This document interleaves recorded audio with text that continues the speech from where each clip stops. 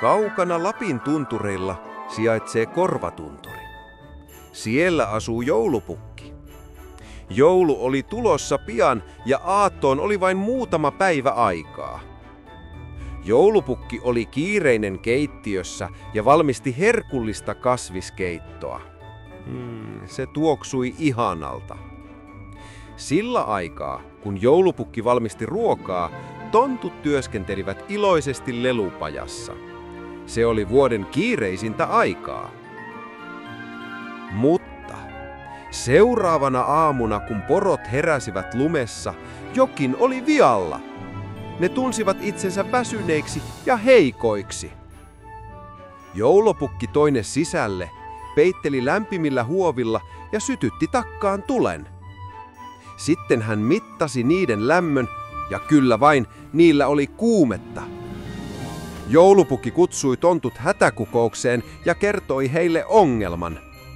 Ilman poroja joulupukki ei voisi jakaa lahjoja ja jouluaatto oli pian. Kaikki miettivät ongelmaa kuumeisesti. Silloin pieni tonttu nimeltä Niko nousi seisomaan. Minulla on ajatus, hän sanoi. Tarkkaillessani lapsia olen nähnyt pienen tytön nimeltä Sara. Hän on keijujen ystävä. Ehkä keijut voisivat auttaa meitä. Joulupukki sanoi, se on loistava ajatus, Niko. Mene tapaamaan häntä heti. Tämä oli heidän ainoa mahdollisuutensa pelastaa joulu. Niko haki reppunsa ja lähti matkaan. Joulupukki ja muut tontut toivottivat Nikolle hyvää matkaa. Niko kulki lumisen metsän halki kohti Saran taloa. Pitkän kävelyn jälkeen hän saapui Saran ikkunalle ja koputti sitä varovasti. Sara ei voinut uskoa silmiään. Tonttu, hän huudahti. Hei Sara, sanoi Niko. Olen Niko tonttu joulupukin pajasta. Me tarvitsemme apuasi. Joulupukin porot ovat sairaita ja joulu saattaa peruuntua. Voisitko pyytää keiju-ystäviäsi auttamaan meitä? Sara kuunteli tarkasti. Voi ei, pororaukat, hän sanoi Nikolle. Kirjoitan heti kirjeen keiju-ystävilleni. Hän istui pöytänsä ääreen ja alkoi kirjoittaa kirjettä keijuille. Sara jätti kirjeen pöydälleen juuri ennen kuin meni nukkumaan. Sinä yönä, kun Sara nukkui, 3 keijua, Sofia, Karla ja Julia, lensivät hänen talolleen. Heidän siipensä kimaltelivat kuutamossa. He löysivät kirjeen pöydältä ja lukivat sen tarkasti. Kirjeessä luki: Rakkaat Sofia, Karla ja Julia. Joulupukin porot ovat sairaita. Joulu on vaarassa. Voisitteko puhua yksisarvisille ja kysyä, voisivatko he vetää joulupukin rekeä jouluaattona? Keijut lensivät niin nopeasti kuin pystyivät kohti omaa valtakuntaansa. He menivät kertomaan asiasta kuningatar Elisabetille. Hän sanoi, että heidän täytyi mennä heti yksisarvisten luo. Keijut lensivät yksisarvisten laaksoon, jossa hohtavat vesiputoukset kimalsivat kuutamossa.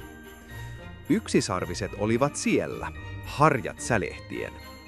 Keijut kertoivat heille kaiken. Keijut ja yksisarviset lensivät yhdessä lumisen taivaan halki kohti joulupukin mökkiä. Vain Julia palasi takaisin kotiin kertomaan, mitä yksisarvisten kanssa oli tapahtunut. Kun he saapuivat perille, joulupukki ja tontut juoksivat ulos hämmästyneinä. Keijuja, yksisarvisia, he huudahtivat. Keijut kertoivat joulupukille Saran kirjeestä.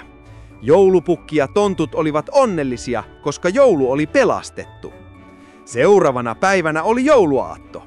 Yksisarviset laukkasivat taivaalle, vetäen joulupukin rekeä nopeammin kuin koskaan ennen.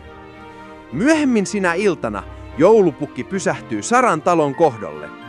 Kun Sara näki joulupukin lähestyvän, hän juoksi ulos, silmät loistaen ilosta. Te teitte sen, hän huudahti.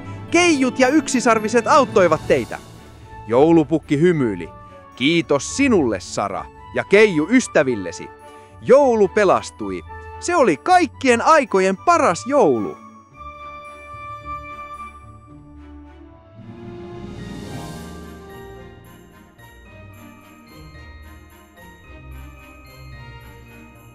Hei, olen Oskar Saavedra, tämän elokuvan tekijä ja kirjailija. Löydät tämän elokuvan kirjana Amazonista. Se on täynnä hienoja kuvia. Olen kirjoittanut myös monia muita kirjoja. Katso video loppuun asti, niin näet joitakin niistä. Etsi vain nimeni Amazonista, niin löydät kirjat sieltä. Jos pidit videosta, olisi hienoa saada myös tykkäyksesi ja tilauksesi kanavalleni. Silloin kuulet heti, kun julkaisen uusia videoita uusista seikkailuista. Hyvää joulua kaikille!